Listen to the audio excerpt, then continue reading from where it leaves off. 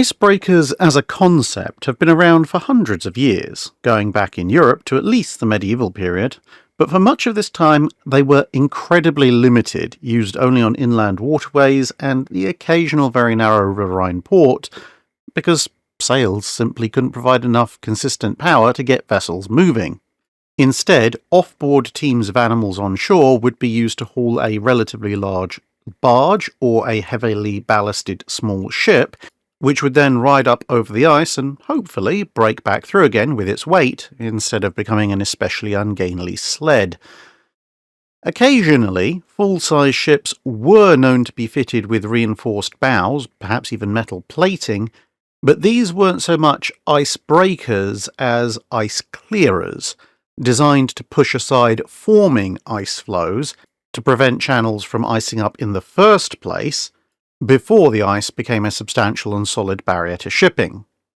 But with the advent of steam propulsion, it was possible for a ship to sail under constant power well away from any shoreline and independent of the wind. Shortly thereafter, the advent of iron hulls made for much stronger ships, and soon a variety of craft were being built to clear harbours and coastal waters, particularly, unsurprisingly, in the Baltic, where a combination of highly active trade routes and very long ice seasons proved a great incentive. But the standard practice for ocean-going cargo ships when confronted with ice packs at sea was just go around them, or if you couldn't, go to a different port. You just accepted that sailing to and from some areas in winter was simply impossible. Now, of course, for a merchant vessel, which could always be used on some other cargo or passenger run, this was fine. But for navies, which wanted to be able to go anywhere at any time within reason, this was not a situation that could be allowed to stand for too long.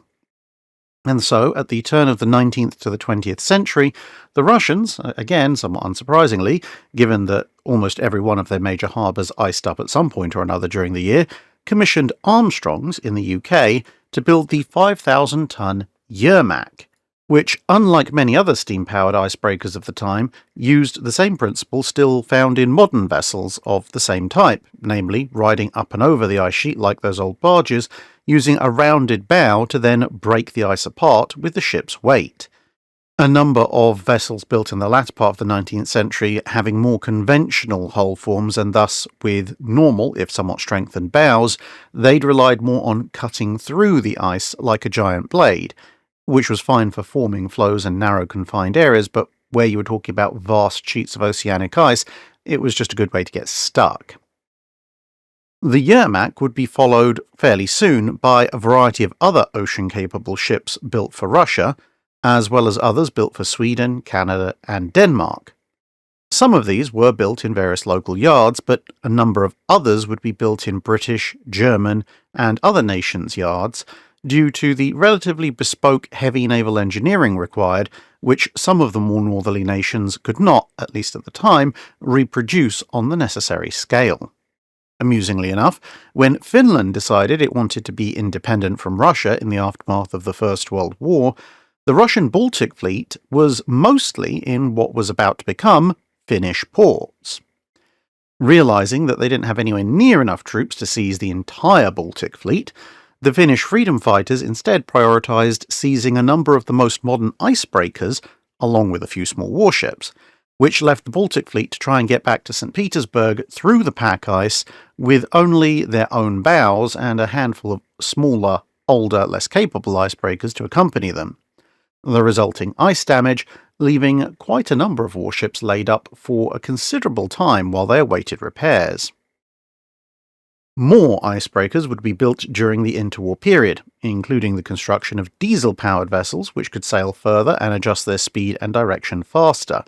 the relatively low speed of interwar diesels not making much difference to an already inherently slow operation. As a result, although one or two icebreakers had been sunk in World War I, World War II would see considerably higher casualties suffered both through mining and also through more deliberate directed attacks, since of course substantially reducing the enemy's icebreaker fleet in the Baltic or in Arctic waters was a good way to limit their mobility. As a result, not only did many icebreakers sprout self-defense anti-aircraft guns, but they were very closely guarded, In some ways, they were used even more sparingly and carefully than warships, which of course did greatly outnumber them.